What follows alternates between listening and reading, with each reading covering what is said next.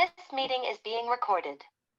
Okay, so we're back after Pesach, and we're holding here at the Membez and Medbeis. We started the Mishnah on Membez and Aleph, dealing with when a person gives someone else money to hide or to put away, what's the appropriate way of putting away? And we went through this some detail in the last week or two as to what's the appropriate way of hiding in the ground, not in the ground.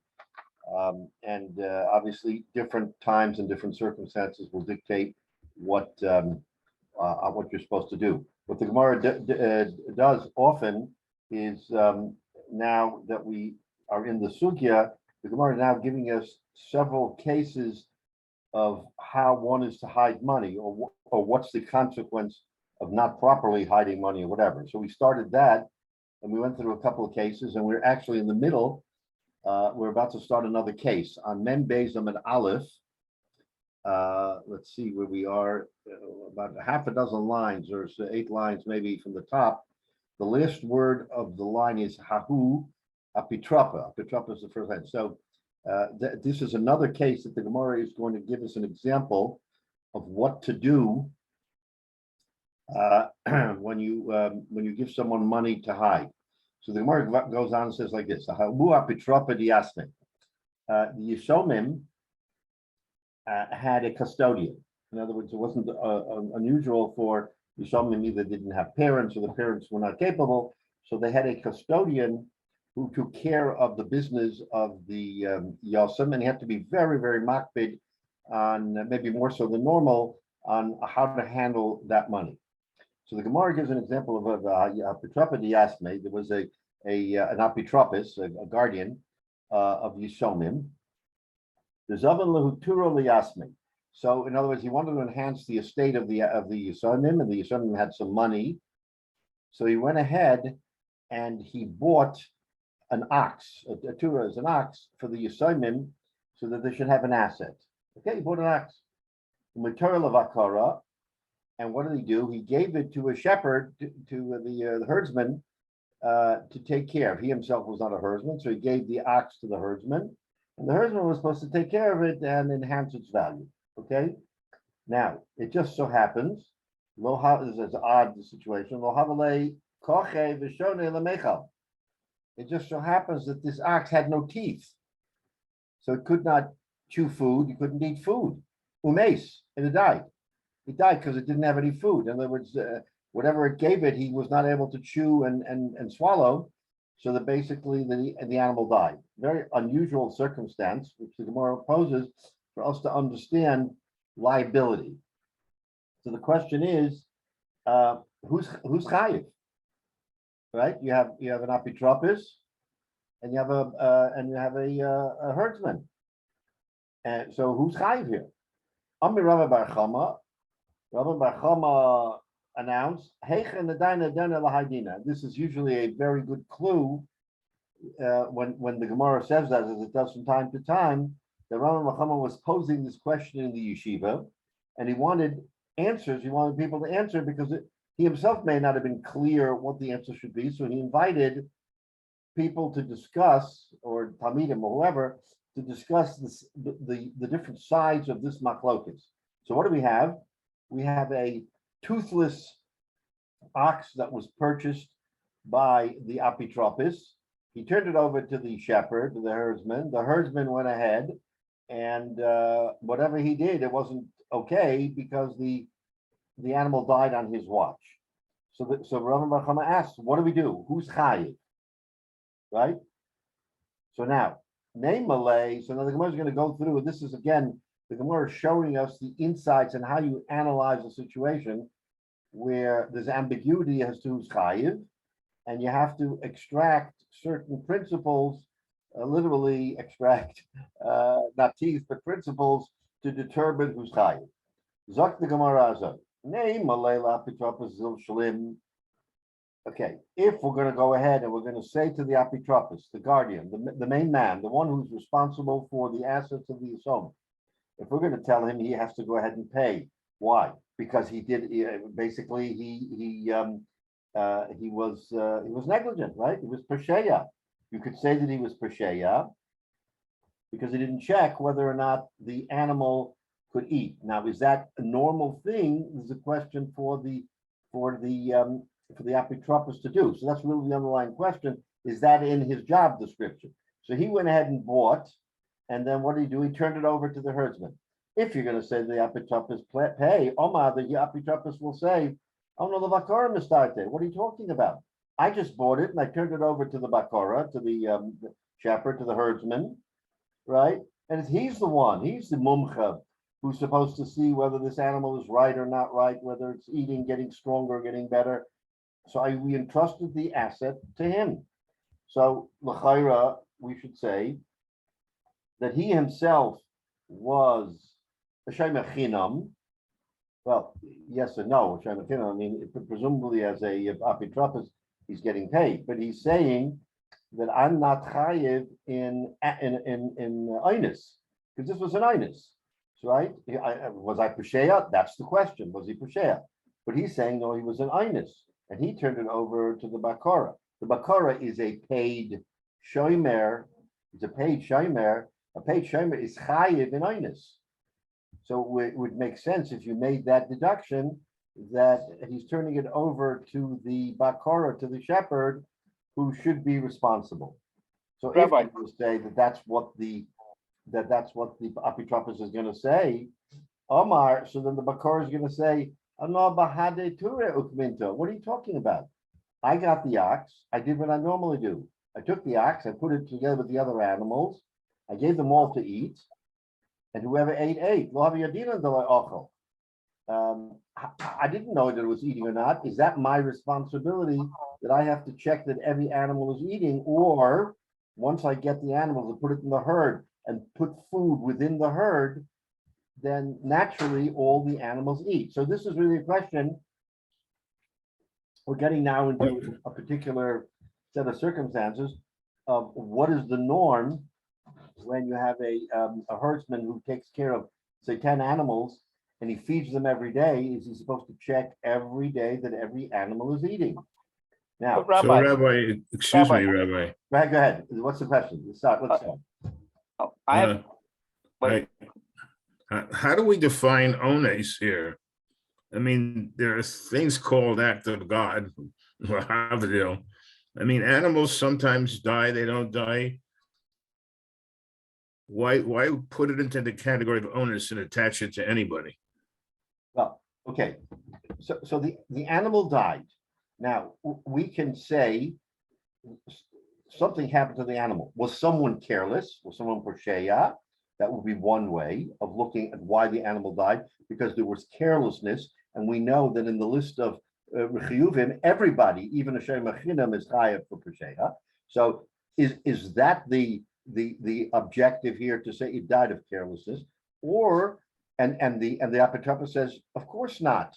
I wasn't careless. I did everything that I was supposed to. I turned it over to the expert. The expert is a shomer chinam. A shomer chinam has greater responsibility. I turned it over to the bakara, a paid shomer. He's a shomer sachar.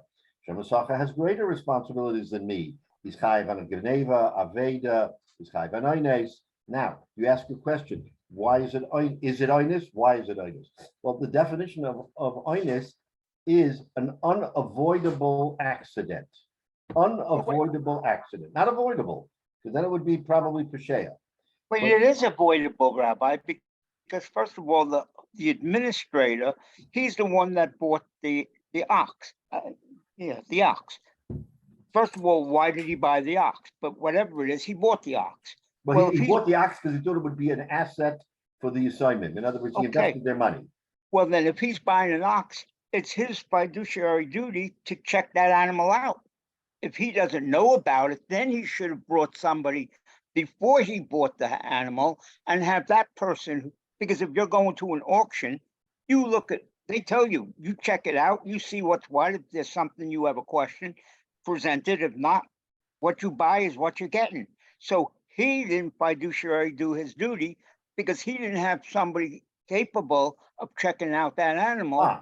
Okay. So that's exactly the first question is, was he a posheya because even though he may or may not be a Shem, I mean, we don't know if he's getting paid, of course, then it's a whole different story. But yes, you're right. He has an obligation to check the animal. So what is he taina? The very first thing he says is the Gemara. Rabbi Chama says, "Let the apitropos be chayiv."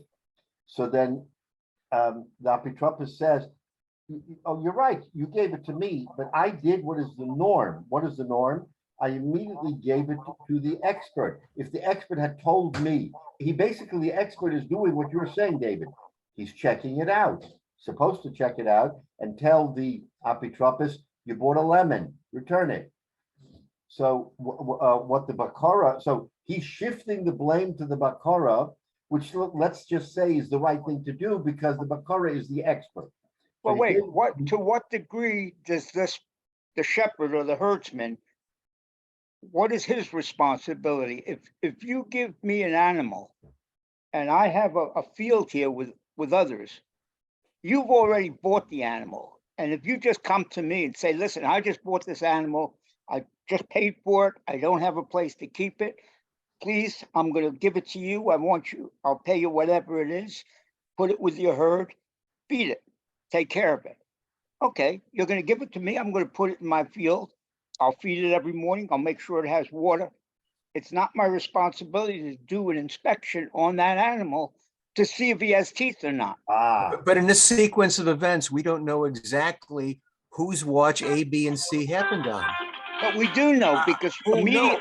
No, we know things went from A to B to C, but we don't know the time span between them and whose watch A or B happened on. No, But it doesn't matter. It doesn't matter Fine, because if no. he just bought the animal. If the teeth are fine when you get it, okay, and they don't lose, the teeth aren't gone until the next guy gets it. You're putter. Well, if his teeth are missing, yeah, they've got to be, a lot of teeth have to be missing for an animal not to be able to eat. Because, for example, on a dog, they have 44 teeth. My dog has 22 of them removed, but he still can eat. For a cow to die because he can't eat, that means he must be missing almost all his teeth. And that doesn't happen in 10 minutes. It doesn't happen in a week. Right. So David, you asked the right question. The question is, why did the bakara, the herdsman, not check out the animal because it's under his care? He should check it out and make sure it's okay so that before he puts it into his flock and lets it mix with his flock, he should have checked. That's the kasha. Nema the bakara zil shalim. Let's say to the, in other words, the Yisomim here are out $1,000 for this ox. So the apitropos, the guardian should say to the bakara, you have to make good to the Yisomim because it was your responsibility to check out the ox to make sure that it could function properly and do your chayiv. So what's his answer? His answer, he's not a veterinarian. Is that he says, "Ano bahade ture minta." What are you talking about? I got this ox. Now, clearly, he didn't open the ox's mouth to check. He didn't do that. And there's your point, David. He should have done it, but he didn't do it. But he said, maybe I assumed that this ox was a normal ox, and I put it with the other animals to eat. I threw meat into the corral, and all of them went to eat. And I didn't check on this particular ox as I don't on any particular ox. I just gave them to eat, and I assume they have to eat. So he wants to defend himself and says, "I'm not chayiv because I did nothing wrong." Now, clearly, David, you point out that he did do something wrong. A, because he didn't check. He was the expert, not the apitropos, so he should have checked, number one. And number two, he didn't check that the animal was eating. So on both of those, he's pleading innocence. And he's saying, I got an animal. I made an assumption that it was a normal animal. I put it with my other animals, and I threw meat into it. I do check any animal to see if it eats or not. They all usually eat. So he's going busser what he normally does. And he's saying, I'm not chayiv. This is just a taina. This is his answer. Obviously, it's a weaker answer than it is for the apitropos because if he is the subject expert, he should have A, check the animal, and B, make sure it was eating. So you have a But good kind of not if idea. not if you bring me an animal and say, listen, I just bought it at an auction or whatever it is, and here it is, it's in good shape, it's good health. I paid for it. That means you accepted it the way it is. I'm not a veterinarian. I'm not gonna be able to, what am I gonna take, a Right. full examination on an animal that I'm watching? I'm just watching them. I'm their shepherd. They give them to me. I herd them with the herd. I feed them and I eat them. Right. I'm not a doctor. Right. So what does the Well, Gemara this say? You're same- absolutely right. So let's go The to the same Gemara. thing with excuse me, Rabbi, the same thing with a car. If you use a car instead of an animal, your car's, he says it's running fine. Then you take the story from there on. It's the same kind of question. Right. Wouldn't this be kind of an obvious defect to spot very, very quickly? If it's got no front teeth, you don't have to be a mumche to be able to see that something is wrong right away. So there's the ikar question is he didn't do his job and he didn't check. So the responsibility should be his. So let's stop a minute because everybody is really hitting on the right point. What does the Gemara say? Mechde. The Gemara says, okay, now so we have competing interests, the apitropis and the bakara. Mechde. Let's see who's responsible. Bakara shaymesachi. The bakara is the shaymesacha of the assignment. He gets paid a wage to take care of animals, right? So if he's a shaymesacha, then he should have what? He should have taken a look. At least is the animal eating, even if he didn't check it for teeth, which he assumed maybe normally that it had, which may or may not be a carelessness, but he should have checked it if it was eating. And because he didn't check if it was eating, therefore, as a shomer socher, he has a responsibility to pay. So the answer to this question of Rabbi Bar Chama should be the bakara, that the bakara is the one on whom falls all the responsibilities, because he's a shomer socher, and he should pay. So that's what the Gemara is saying as a havamina, right? The Gemara is saying, Mechde bakara shomer socher, the asmahi boile, right? So the Gemara says, wait a minute, hold on. I hear the question. The Gemara is short-circuiting this question for a different reason. The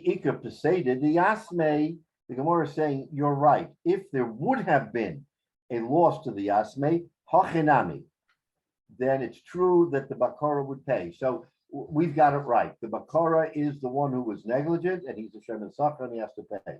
However, you know what our Gemara is talking about? The lekapseda the Yasme. There was no loss to the Yasme. Why was there no loss to the Yasme? The Ishkichol Amare the Torah, because they went back to the original owner of the ox, the one who sold it to the Apitropis, Vishokel Yasme Zuze Minei. And they said, wait a minute, you sold a toothless ox. That's negligence. There was never a sale because it was a mekachtos, and therefore you have to pay back the money. And he did. He paid back the money. So the Gemara is short-circuiting the question in the middle by saying, you know what? You're right. The Bakara would be the one who would be the responsible party, but we don't have a responsible party because it's the owner who ultimately gets called on the carpet because he sold a toothless ox, which is totally improper. So he gave back the money, and everything is good. So this is an odd Gemara because the Gemara starts by asking a question and says it's irrelevant. The whole thing is the mekachtos, so we don't have to go that way. But wait a minute. So the Gemara is not finished. Ella man koton. But so who is asking the question? Because the Gemara started out by saying that if someone sold an ox, the Apitropis got the ox, right? And it didn't have any teeth and it died. Omar Rabbi Bar Chama, says the Gemara, so Rabbi Bar Chama asked the Shaila, who is responsible? So the kasha remains. Okay, we answered the question of the immediacy that it's not, the Yisomim have no taina anymore because they got the money back. Frank the Gemara, Elaman Katoin. So who is tining? who is the one who is saying I was hurt here, if not the Yisomim? You understand the question? As we're going on the route, Yisomim got hurt. Yisomim have to recover. There's a whole shaklavataria. Who do Yisomim go after? Do they go after the Apitropis? Do they go after the Bakara? And the Gemara stops in the middle and says, irrelevant. The Yisomim are no longer the responsible party because they got their money back. Okay, fine. So the Yisomim are not the subject of this discussion anymore. Elaman Katon, who is tining that Rami Bar Chama has to go to the base medrash and say, Hana Daina Daina Lahadina, how do I paskin here? Someone is asking a question. Someone's saying, I was wrong. Who was that person? So now we have to switch gears and we have to ask, who are we talking about if not the Yisomim? So says the Rabbi, Gemara, one last, Torah Katon, the original owner of the ox, of the toothless ox, who now got his money, he's got his ox back because of a mekach toss, right? He is saying, wait a minute, I had an ox, I sold it to someone, he doing. He has a taina now on someone. You should have told me that this, he himself didn't know the ox didn't have teeth, which is a big question here. Okay, so if he didn't know the ox didn't have teeth, he's blaming somebody else. Who is he blaming? Who should be responsible to come back and pay him for the death of the ox? I mean, it's kind of an odd question because if you own an ox, you should know what's going on with your ox. But here, for some reason, he's tining. I sold it. I didn't know, and no one told me. Is that a normal plea? I mean, to me, that's a plea that is so out of line, right? So the chayra, we have a difficult question here. We have an owner of an ox who's tining that someone should be paying him for the death of his ox because he's taking no responsibility that he owned an ox without teeth. Rabbi, Again, I mean, it's an odd situation, but now we're extrapolating what the Gemara is telling us, and you can extrapolate it into any other case and say, if an owner himself doesn't know, do we protect the owner from himself by saying that someone else should have told the owner he has a problem? Forget about whether it was an ox or anything else. The shaila really is, should the owner be solely responsibility for his own chayfetz, for his own object, and he can't turn to anybody else and point fingers and say, someone else should have told me. That's really the kasha here. Happens to be it was an ox, it's an odd situation, the ox had no teeth. But if you take this situation to its logical conclusion, then you'll basically say, is an owner chayiv for his own chafetzim, or do we have to protect him against himself? That's really the shaila of the Gemara. Rabbi, an Yeah. ox would not pass a die that quickly. If an ox doesn't have teeth, he can, if first of all, when you buy that ox, you see what condition he's in. If it's all skin and bones, you're not going to buy him. Look, If he is healthy looking, it's going to take him at least a couple of weeks before that no, ox. but should he have had the ox's mouth checked and to see? In other words, is that a normal thing to do when you buy an ox? Is that you check it from head to foot, including does it have teeth? And here this owner is saying, I didn't check because I didn't know, so someone else should have checked. So he's passing the buck to someone. The question is that a legitimate passing of the buck, or should he have been the one himself before he did anything to check it from head to toe? That's the shaila. Go ahead, Well, Michael. then it's Rabbi- the administrator who bought it that should be responsible, because if he wasn't expertise enough to buy it, Uh-huh. well, then he can't blame it on the person. I know the first thing when you buy cattle is you're going to look at its mouth and you look at its hooks, because Okay. you want to see how the legs are. Okay, so you make a And good that's point. with a horse or cows.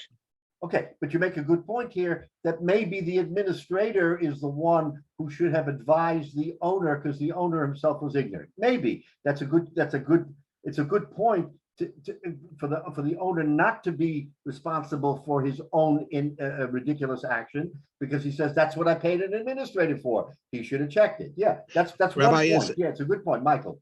Is the requirement that you have, when you sell something, in this case, livestock, that you have to disclose all the maladies before you actually sell it? Is that halachically required, or is it incumbent upon the buyer to research completely before they buy? What The is general rule is, that when a person is in the market buying and selling, he has to disclose what is obvious and what he knows. There may not be a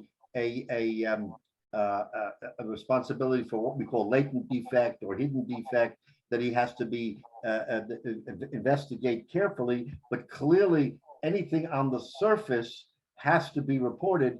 Otherwise, it's a what we call mekachtos. It's a mistaken sale if a person doesn't, at the minimum, look at the animal and say this is a bad animal. But to David's point, if you're in the market, if you're selling this and you buy wholesale herds of livestock, I mean, buyers know that they need to look at the goods before they buy them. I mean, this is selling, this is a merchant sale. It's not a one-on-one sale. So they may just move things on. I mean, it comes down to the position as to whether, if you're buying, it seems to me that buyer beware. You need to look at what you're buying before you buy it, because you're the one who, it's an exchange transaction. You're exchanging money or other goods for livestock. So Michael, I would say you're 100% right. It's buyer beware. The only consideration here that you have to think about is if something is on its surface wrong with the animal, then it might not be the buyer's responsibility to know that. It might be the seller's responsibility to know, I have a flawed animal and I'm not just going to pawn it off on somebody. Now, again, if it's a latent defect or a hidden defect or something that he could say, I really didn't know. But who doesn't know that its own animal doesn't have teeth? Right. That's right. I don't see how that's an excuse. You bought it. You don't look at it. I mean, even if you're buying in a block, if you're selling it, you have that responsibility. But a buyer needs to look at the merchandise he's purchasing, and so he needs to check it out. I don't understand why the onus is on the seller. Okay, so the Gemara takes the following view. I hear your point, Michael. The Gemara takes the following point. So the Gemara says, so who is tining that I was hurt? The owner. Owner is saying I should be paid by the shepherd. I should be paid for the death of the animal. So the Gemara says, my modile. The Gemara asks, what should that shepherd? What should he have told him? May de yoda the mekachtos hava. The Gemara is saying the owner himself should have known. So at this point, the owner is the responsible party, because the Gemara is saying, May de yoda the mekachtos hava. The owner should know that this was a animal that had no teeth. Why do you shift the blame to the shepherd, that the shepherd should have known it? The owner should have known it. So at least on the surface, Michael, the Gemara is saying, we're not going to allow this owner to pass the buck. It's got to be his responsibility. If he sees nothing wrong with it and later there's a problem, okay. But this is so blatant, how can he get away with it? So l'chayra, right now, the owner is responsible. The owner has no taina. The Gemara goes on and asks, so why is this a valid question? Why can the owner even have a havamina of passing the buck to the herdsman when he should have known? Says the Gemara, b'sapsira. You know what our situation is? We're dealing, and this is, I think, what David hit on. We're dealing with kind of an auction. There's a middleman here. This is the place where people go to buy and sell and exchange animals, and animals get exchanged from one to the other like nothing. It's like a shuk. It's a shuk for animals. The safsira we're talking about. Safsira is like a broker, if you will, or middleman, a broker, someone who is buying and trading animals. The zavin mihacha or mizmin lahacha. He immediately buys and trades this animal. He knows this owner is looking for something. He buys and trades. So if he buys and trades, then there's a havamina that the owner never knew. In other words, you're right. The owner should know his own animal and he should be chayiv.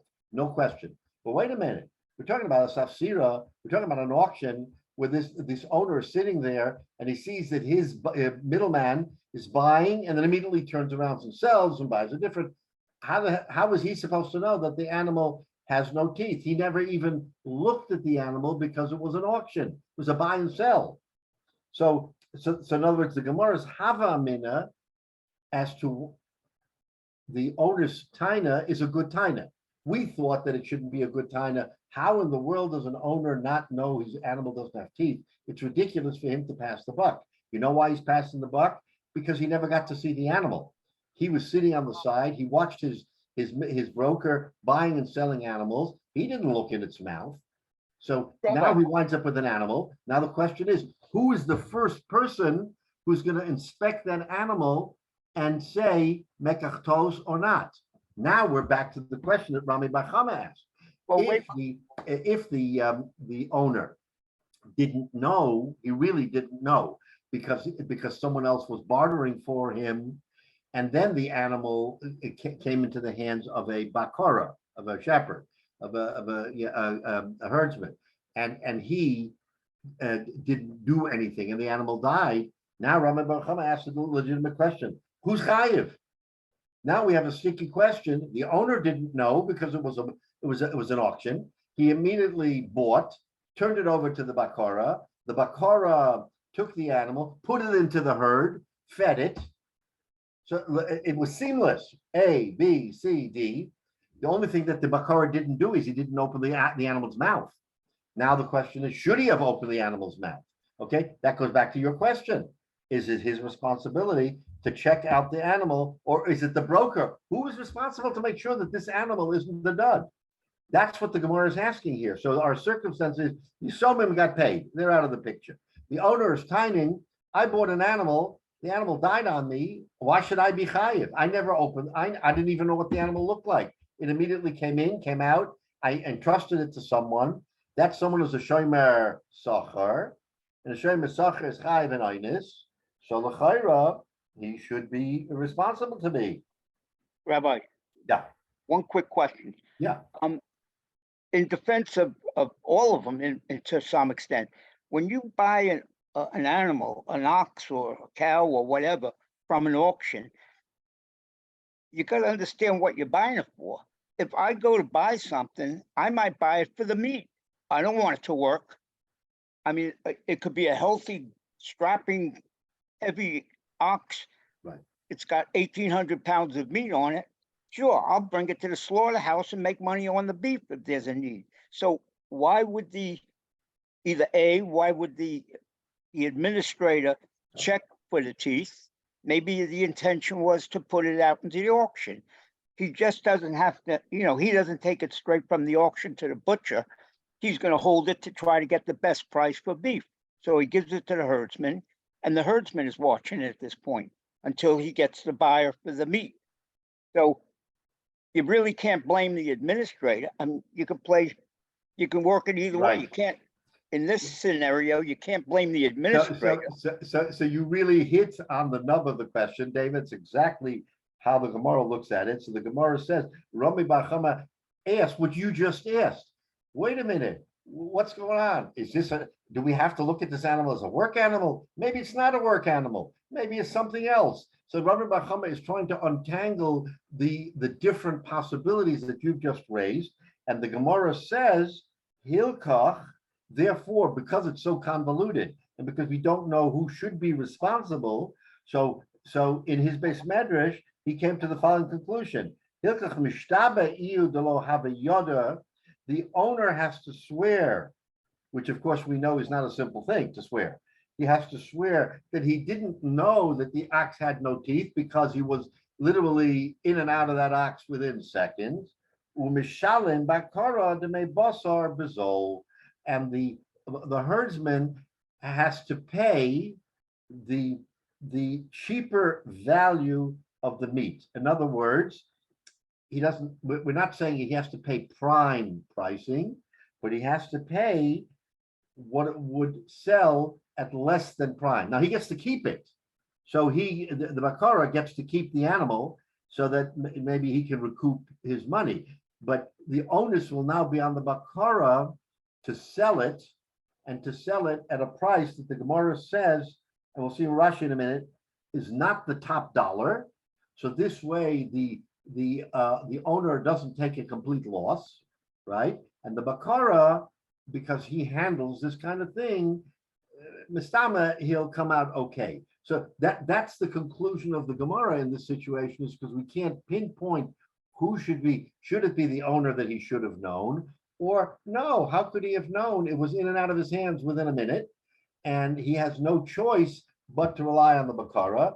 The Bakara says, I'm not negligent because I did what I normally do, and the animal died.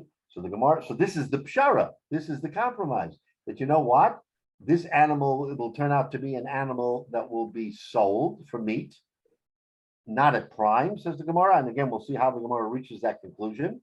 But the owner won't be out terribly much, and the Bakara won't be out terribly much.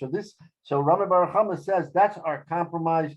We're going to work this out in a way that no one should lose in a big way. So let's stop and let's look at Rashi. But David, you were going along the right track because you were really sort of hitting around these questions, because at the end of the day, who should really be responsible when everybody has a time, and not me. Rabbi, before you go into Rashi, can I ask two fundamental questions? Yeah, absolutely. If this, can it be possible that the sale would say, we're selling, no representations or warranties, we're Right. selling No reps or warranties, right? whatever is there, and it's on the buyer to do that. Will the halacha allow a sale in that vein? If it's spelled out in so many words, if the rules of the transaction are, these are random animals, nobody knows anything about them, take 10 minutes, check, we're going to have an auction, we're going to sell, and then it's a closed sale. Yes, as long as you disclose to the public without giving any sort of advantage to one side or the other, we're going to say that yes, you can go ahead and do that. So that's clear. And the second fundamental principle is, if I give an animal in this case, or something to a shomer sachar that is flawed in some way, shape, or form, you can claim, I didn't know, but you purchase it. Is the shomer sachar required to investigate everything about what he or she is watching, and held accountable for that? Or is the watching responsibility only based on what it is, and take a reasonable man's care in terms of watching them? That's an excellent question, and the answer to that question is, I think what you just stated, is that we have to look at the circumstance. What is the normal circumstance in the place where you are, as to what obligations a person has? You're absolutely right. You can't ask extraordinary responsibilities from someone when in that makom, that's not the standard. If the standard is that when I give you something to hold, let's say it's not an animal. Let's say it's a chayfetz. It's an object. What are my responsibilities? Am I supposed to investigate that object to see that object doesn't have something in its core that if I don't take care of it in a timely fashion, it will implode? Is that my responsibility? Do I have to know that? So the answer, Mistama, is no. I give you a chayfetz to watch. You watch it. It falls apart. Tough luck. That's, did I have an extraordinary responsibility? So you hit on the question of whether or not, in the place where he is there an extraordinary responsibility on the part of the shomer sachar to do more than just watch? So in the case of the animal, we would have to ask that question. In the place that he is, what's his responsibility? You gave me an animal, I set it down, that's it. You didn't tell me did you pay me that I should be showing me, that I should be that investigate and look and ask? That you didn't pay me for that. You paid me to watch, and watch I did. Now, it turns out that this animal didn't have teeth, but I didn't know that, and I wasn't tasked with knowing that. So your question is subjective, Michael, to where you are and what the responsibilities of that shomer are. If in a place where the shomer has it's normal to have greater responsibilities, then I would say, he dropped the ball. But in the normal case, a shomer is a shomer. He's not an investigator. He's not someone who is necessarily knows anything about animals. Why should I even have opened the mouth of the animal? Did I have a half a minute? It didn't have teeth. What do I know about animals? I know nothing about animals. Okay, so I think the answer to that question really depends on the place that you are as to the extent of the. Is it so obvious that he was careless that he didn't do the right thing, or is this normal for the location? But I would say that in this particular case, the shomer may not have done anything wrong, and because he didn't do anything wrong, he shouldn't be held responsible. So Rabbi Bar Chama's answer is a pshara by saying that the owner himself can't be held accountable because he never would have checked it because he hired a broker to buy and sell. Now, that broker, again, maybe his job description is to do nothing but buy and sell and never to even look at the animal. Every animal has a tag, A, B, C, D. And before you know, he's traded A for D and B for C and D for E. That's his job. So he did nothing wrong. Now you have at the end of the day, the guy who's going to get the animal to take care of it. And the minute he takes care of it, it dies. Why did it die? Because it didn't have teeth. So he's going to tie it, but I didn't know that.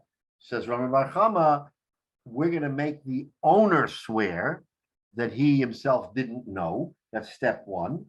And you might think that that's a little bit unfair because why should the owner get away with it? And again, so Rabbi Bar Chama is going to say that the l'chayra would be no way for him to even know because he never even touched the ox. The ox was in his hands and out of his hands in a matter of seconds, but he has to make a shvuah. So once he makes a shvuah, then all bets are off because now he has already put himself out there that I know nothing. So then the question is, who is the next person besides the owner who might be responsible? And so Rabbi Bar Chama says, you know what, the responsible party, we've got to turn to the Bakara, but we're not going to penalize him to the nth degree. We're going to make it so that he can come out whole. Why? Because he'll be able to sell the animal at off market, at off prices, and therefore he won't take a hit. So he'll sell it, Rashi says 2/3 because 2/3 was the standard, Rashi says, but I'll sell it at 2/3 instead of at a whole, and that 2/3 will more or less make me even. So that's how the Gemara reasons that in a case where you're hard pressed to figure out who did what to whom, right? We started with the assignment. We said it wasn't the assignment. It was the owner. What did the owner do? Well, the owner didn't do anything either. He was in the middle of an auction. So that's how the Gemara answered it. It may or may not be a totally satisfactory answer, but the Gemara is giving you a reasoning of how you look at this case and extract from this in any other case, not just the case of an animal, but who are responsible parties to each other. And I'm sorry? Rabbi, I have a different question related to this. Yeah. What we're doing is we're making an excuse for the purchaser. You're saying that he didn't know and, he should be absolved from it because he didn't know. Right. Well, what's to stop? I mean, selling and buying cattle is like selling and buying jewelry, diamonds. If a person doesn't know it, he's got no business buying and selling it. So it would be his duty to know everything about it or pay somebody that does know to do his buying and selling. And if he doesn't, well, then he's the one that should be held responsible because he tried to save a dime by doing it himself. But that's an interesting question and one that I think might be considered valid, except it sounds like in those days, and maybe even today, in maybe parts of the country where there are these auctions, maybe you do have 5 or 10 minutes to inspect the merchandise, maybe you don't. But it seems to me that at the time of the Gemara, the Gemara does not even mention what you just pointed out, that if he's buyer, beware, you have to be a mumcha, you have to know your product. The Gemara doesn't say that, and you're right. The Gemara should have said, don't enter into an arena that you know nothing about, right? But the Gemara doesn't say that. The Gemara doesn't say that we're going to prohibit you from doing business even though you don't know up from down. That's a good point, but the Gemara doesn't venture there because the Gemara figures that, you know what? There will be other protections that will come about. So we're not going to chill this guy from doing business. But you make a valid point. At the very least, know the arena you're in. If you're in the arena of buying and selling animals, then at least have some rudimentary points. A, check the animal, teeth, hoofs, heart, lung, whatever you want. I mean, that would be logical, and I agree with you 100%. But the Gemara doesn't say that. So the Gemara is not putting the onus on the businessman to know his business. You're going to say if he doesn't know his business, why should he shirk the responsibility? It should be his responsibility. So the Gemara seems to indicate that it would be his responsibility, but for the fact that it was buying and selling so quickly that it landed in someone else's hands who should have checked. In other words, what we're saying is that the owner had no opportunity to check because it went in and out of his hands in a matter of seconds. Therefore, he has to swear. This is what Rami Bachama is being mechadish. He didn't know. We're going to make him swear, which, by the way, is a pretty hefty responsibility. So if he feels in any way responsible, he's not going to swear. So he swears, I know nothing. Then the next question is, so where did it land? Well, it landed in the hands of the Bakara. So now let's analyze. If the Bakara gets it and opens the mouth instantly and sees that it has no teeth, and then turns around and says to the auctioneer or to the owner, "What are you giving me here? This animal has no teeth." Then I would say that inherently the Gemara is saying that he can taina, I'm not responsible. But he didn't say that. What he did is he did what the Gemara says before. You hired me to handle the ox. I'm putting it with the other ox, and everything good. And then it dies because it can't eat. So that instant when he got the animal, because he's the mumcha, not the owner. He's the expert here, David. So he should have immediately checked the animal. The Gemara says, no, that he took it, and by taking it, he absorbs the responsibility for the animal, but somehow we're going to modify the penalty so that he shouldn't come out really on the short end. And the way to do that is to sell it at less than market value, so it won't hurt him. But for sure, if he immediately got the animal and he, in 10 seconds or 2 minutes, he says, this animal is wrong. And he turns to the auctioneer or he turns to the owner and says, I take no responsibility. Because remember, he's a Shoy Masachah. He's about to become a Shoy Masachah. He can turn it down and say, I don't want to be a Shoy Masachah on an animal that doesn't have teeth. I don't want it.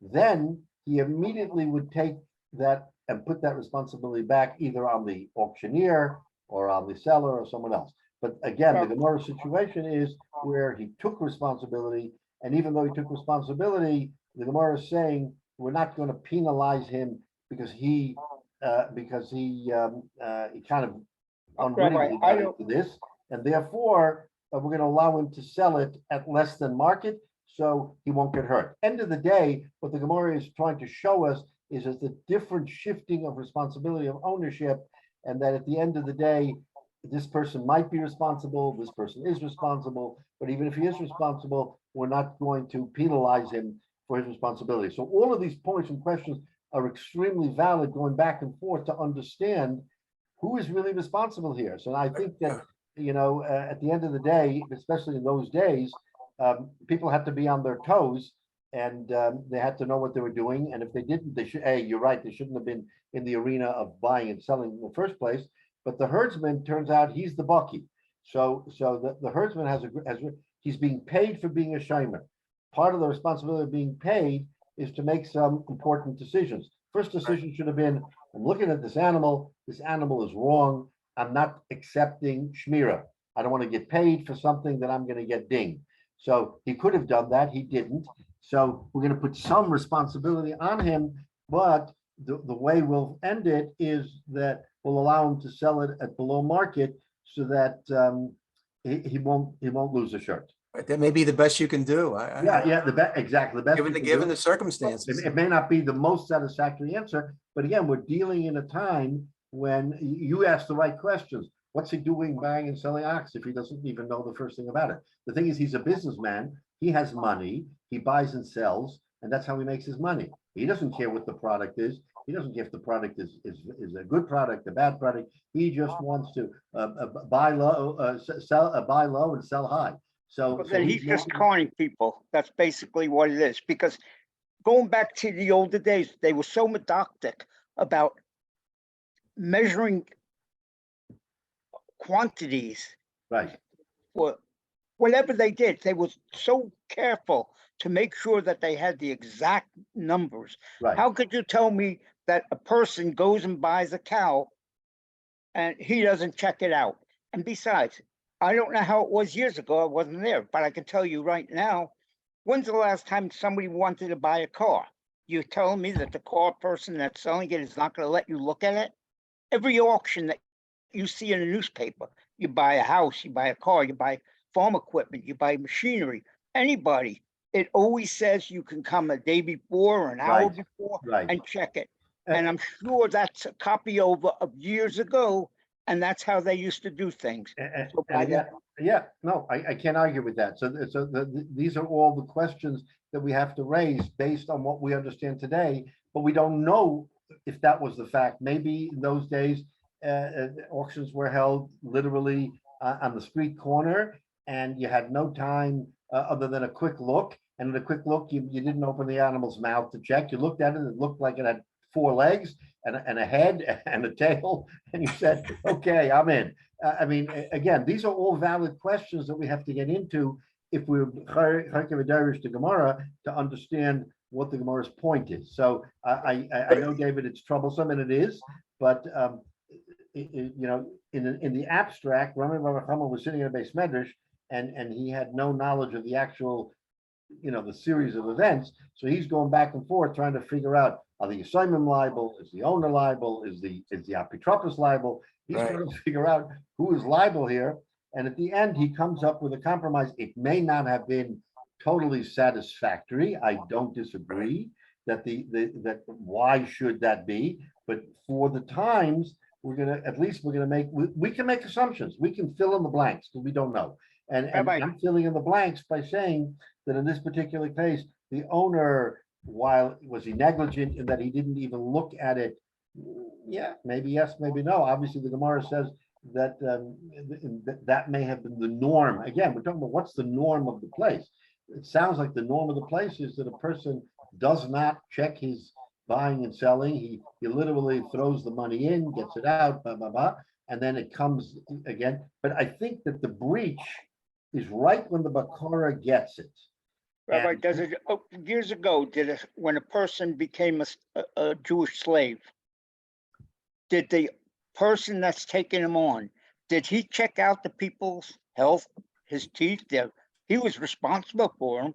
Right. I'm sure he checked to make sure they had their teeth, he had no infections, that they were whole. He doesn't want to take somebody on as a slave, and then he's responsible to help, to, you know, provide them with the health that's necessary. So if you're doing that with going back into the biblical times, then how could you tell me that a cow buying something which it's a means of a livelihood, that they would be so lax on it that they wouldn't check that out? Yeah, again, I hear it. It's kind of beyond us to make assumptions. We can make assumptions that he was negligent. It seems from the Gemara that since Rabbi Racham is not putting the onus on the owner, it may not be what you want to hear, but he's not requiring that the owner have done any checking investigations whatsoever. All he did was buy, sell, and it was the herdsman who was getting paid for his service to immediately, he was the mumcha, he was the expert. And if he had immediately said, bad news, I'm not being a shayme here, this was a bad sale, then it seems like Rabbi Chama is putting the onus on the Bakara yeah. to be the one to make the decision it's fair, it's not fair. I can't answer that it's the right, obviously, that's what Rabbi Muhammad felt. He felt that. Rabbi, there's a Let him know. fundamental premise that still bothers me. So, obviously, the rabbis, above almost anything else, unless it was against the Torah, would try to preserve monetary interests of everyone. But let's say the ox didn't have any outward indications of any mum's or mumchim or any other blemishes, Right. and it passed. So it seems like the first thing to do is to point the finger. Let's find whose cause it was and let's make them accountable to restore it, when in fact it's possible that the animal was not not in good health as it is and died, in their possession. So the first thing is to point the finger around to see. So it starts a chain of events, which is going to, which potentially will start a chain where there's a shvua that is made that really doesn't need to be made, but it's necessary because of, absolution requirements. It just seems like the facts, the basic facts aren't the substantive start. It's a matter of, well, it was in your possession, you lost it, so therefore you're accountable for it, and the pointing goes on. Isn't that, anti-Torah values? Well, you're skirting on an issue, Michael, that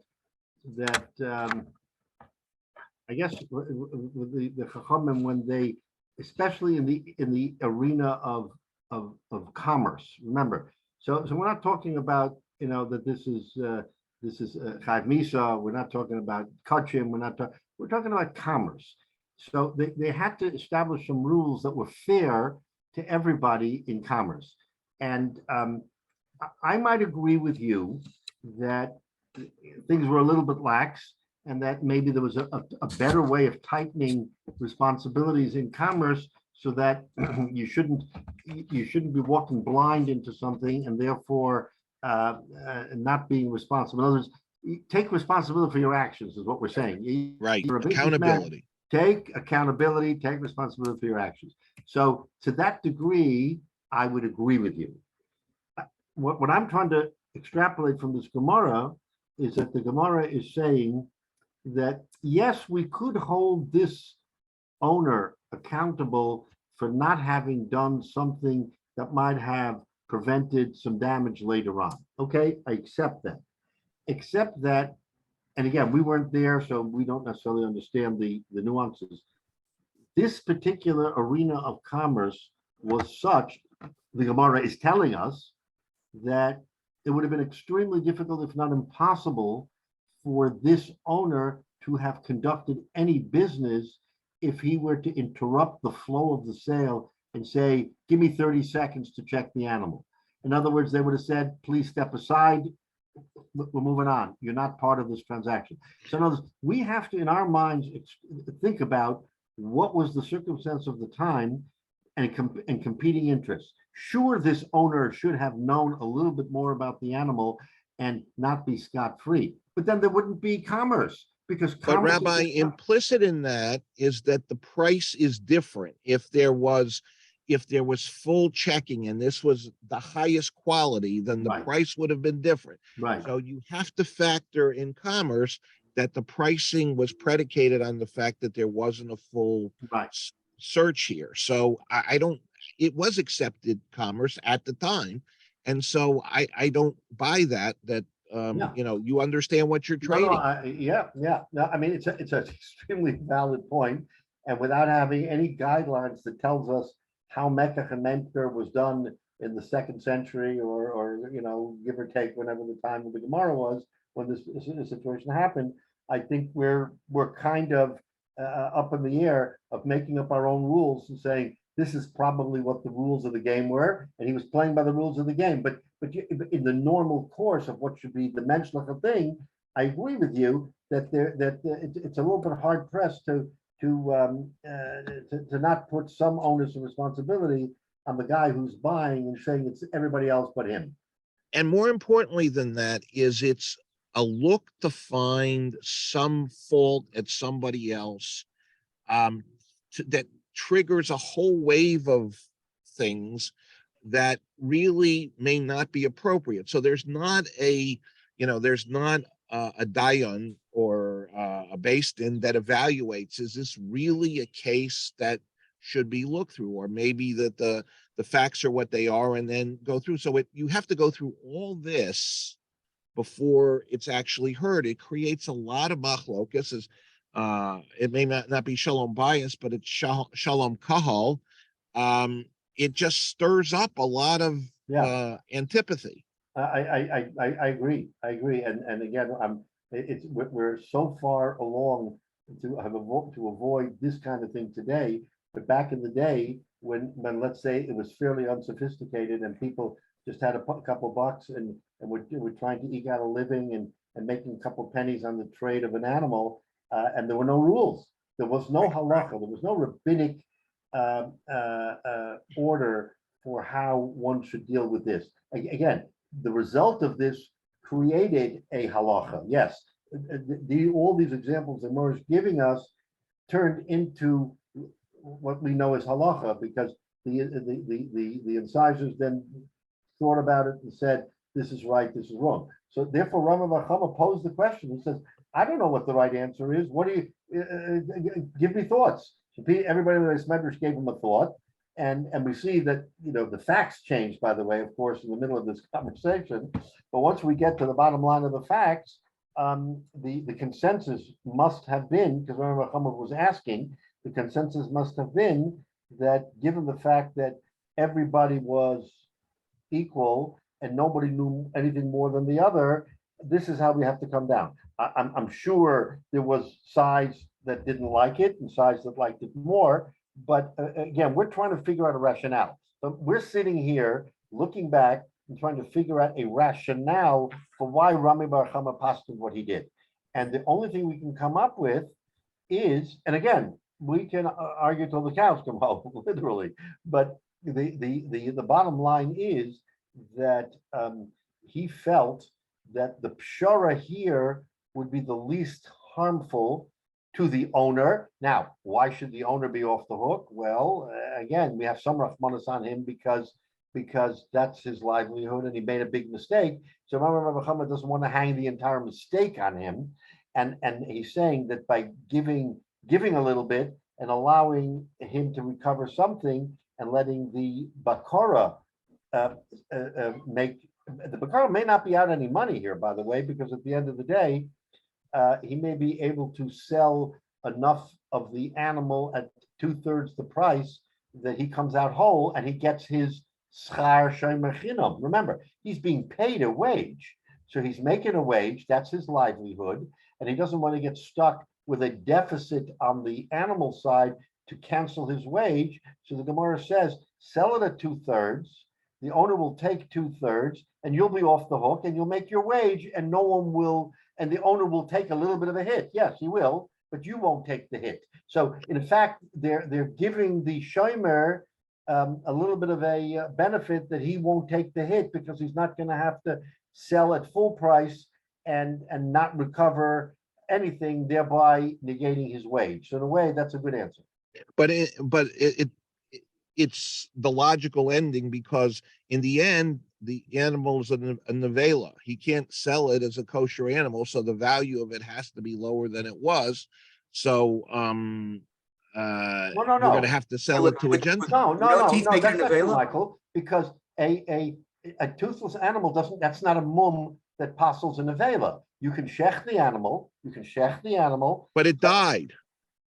Oh, okay, if it, yeah, you're right. If You said it, and it it's an died. avela. So, No, I agree. But I'm saying if you had shechted this animal, it would have been a kosher animal that you could have Yes. sold for thing. But you're right, the animal did die. Yeah. And the question is, the question is, right, in the fact pattern, we know that it died because it took a week or two for it not to eat and die. I'm just wondering, and again, we can hypothesize, that and once he got it and looked at it and he saw what it was, he said, let's shech this animal ASAP and get the maximum that we can from it. And I think that may be, let's take a look at Well, Rashi. you'd be right if that's what happened, but that's not the Okay, case. you're right. So, okay, so let's stop a minute. Let's really learn the Rashi, because there may be something in here that Rashi is telling us, which we need to know. So let's take a quick look. You can say to the aspect Tiruti, the Ashkech Lamara, the Torah Hamocher, the Shakal the Maya, the Omale Mekach Tosu. So right away he says Mekach Tos, and so the Yisomim are not responsible. So the Gemara turns around and says Elaman Ton. Who is the Toain here if it's not the Yisomim? Mitovea Klub the Ka'omer Rava Hecheladaina. Remember, that was the question. Once the Yisomim are no longer in the picture, who is making a claim? So the Gemara says More de Tura Toan, says Rashi Vishoel Shemesa Behemta Etzlcha Tovea Es Apitropis. So now you have the Shoel who was in possession of the animal when it died, and he is going to the Apitropis and saying to the Apitropis, what do you, it's not my responsibility, you should have checked it. So the Gemara says Safsira, that is it's like a broker. Kona or mocha behemis b'shuk b'yom shekona mocha. So he buys and sells. That's what we explained. He buys and sells. So the owner never knew what he had. Mishtabek Safsira delo havayada. He didn't know anything. So the Gemara's answer is Mishalim Bakara Demei Basar Bazul. So this is the Rashi. The Bakara has to sell it on the cheap and pay the owner. The Tamia Ani, says Rashi, I'm in wonderment. How does Rami Bar Chama know to say that this is the din? He's asking, Rashi is asking a question of Rami Bar Chama, who made this conclusion, says, where does he come making this pshara? Mali the Safsara Imaroa lo Shomer Shalohu. It's not his Shomer, Venirali the Masnisim. So he says, how do you even get there? So now listen how he gets there, because we learned this Gemara a few blocks earlier, if you remember. The hasocha para lechavero. If someone rents a cow to his friend, remember that case, and he lets someone borrow it. He rented it, and someone borrowed from him. Umesa kedarka, and it died in the shoel's hands. Kedarka, normal. The Kamar Rabbi Yossi says yachze para labalim, that you return the para to the original owners.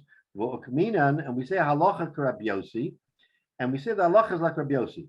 Alma, afa pisha ein habalim bale devorim shel shoel, even though the original owners have no nexus, they have nothing to do with the shoel because they only rented it to the middle guy. V'hasocha shehu lo bal devorim ein achosa klum. And the socher is not out any money because he turned it and lent it to the other guy. Shahari potter ba onsun. Remember, the socher is potter from onsun. So the socher would be out of the picture. The shoel is chayiv, but the balabas has no nexus to him. So it's kind of like, who has standing here? How do you get from A to C when it should be A to B? And A to B, there's no taina because he's a socher. Afila hocha, says the Gemara there. Hoel v'yeshlo din al hashoel ligvos, since the socher would technically have standing against the shoel, yamdu habalim arishonim b'makomo, the original balim take the place of the socher, v'govim min hashoel. So in other words, the A, B, and C, A and B have nexus, B and C have nexus, A and C have no nexus, B. So how does A collect from C? Because B is not chayiv. Teretz is B transfers his nexus to A, and A now has nexus to C because B gave him nexus. That was the case in the Gemara we learned in Lamed Hey. Hochinami, says the Gemara in our case. The Yisomim really should be the ones who collect from the shepherd, Shehu Shomer Socher Shalahem, because he is their shomer sacher and he's chayiv on oines. Yamdu balim b'makam yisomim. So we're going to substitute the owners in the place of the yisomim, but govin, and they're going to collect.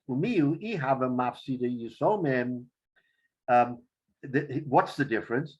If it would actually have been the Yisomim who incurred a loss, says Rashi, Lo hoya oiseh pshara b'mamen Yisomim l'shalem bezul. We would not have been lenient and allowed this 2/3 of the value thing, because we're protecting the Yisomim, and the Yisomim need protection. So the Torah says you have to protect the Yosem.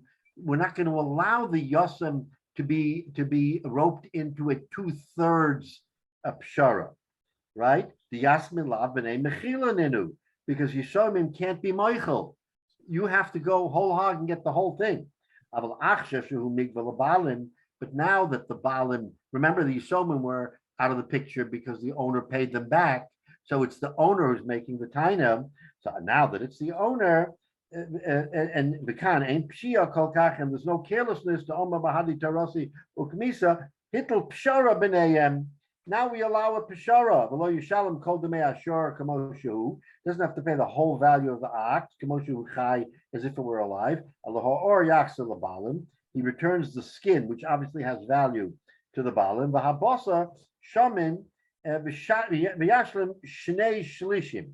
And he pays 2/3 of the basar. The hecha the minimum gemara mishalim bezul calls us a shehu sheish meya kesef. Anything that is worth 600 silver pieces mashbinin ba'arba. We I guess we reduce it 2/3, a third ba'arba to make it 2/3. The naki beperik mishameis. So in other words, the Gemara is explaining how we get to this, because if it would have been the Yisomim themselves, no pshara. You protect the Yisomim. But since we say that the Balim are in the place of the Yisomim, just as in the Gemara that we had in Lamed Hey, where the Balim took the place of the Socher, therefore we allow for sort of some kind of a compromise.